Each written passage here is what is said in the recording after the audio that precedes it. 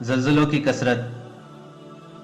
قیامت سے پہلے زلزلوں کی کثرت کی یہ معنی ہے کہ ایک وسیع علاقے میں بڑے تسلسل کے ساتھ زلزلے آئیں گے۔ یہ زلزلے امت کے لیے یا تو رحمت اور گناہوں کا کفارہ ہوں گے، جیسا کہ حضرت موسیٰ اشعری رضی اللہ عنہ کی حدیث میں ہے کہ رسول اللہ صلی اللہ علیہ وآلہ وسلم نے فرمایا، میری امت پر رحم کیا گیا ہے، اس کے لیے آخرت میں کوئی عذاب نہیں، بلکہ اللہ تعالیٰ نے اس کا عذاب دنیا ہی میں قتل، زلزلوں اور فتنوں کی صورت میں مقرر کر دیا ہے۔ یا پھر یہ زلزلے لوگوں کے لیے سزا ہوتے ہیں، جہاں فتنہ و فساد زیادہ ہو وہاں اس زمانے کے لوگوں کے لیے عذاب اور سزا کے طور پر زلزلے بھیج دیے جاتے ہیں۔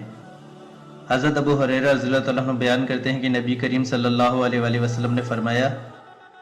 قیامت اس وقت تک قائم نہ ہوگی جب تک علم اٹھا نہ لیا جائے اور زلزلوں کی کثرت نہ ہو جائے۔ حضرت عبداللہ بن حوالہ ازدی رضی اللہ عنہ بیان کرتے ہیں کہ رسول اللہ صلی اللہ علیہ وآلہ وسلم نے فرمایا، ابن حوالہ، جب تم دیکھو کہ خلافت ارض مقدس میں منتقل ہو جائے تو سمجھ لینا کہ زلزلوں، مصیبتوں اور بڑی پریشانیوں کا دور آ پہنچا۔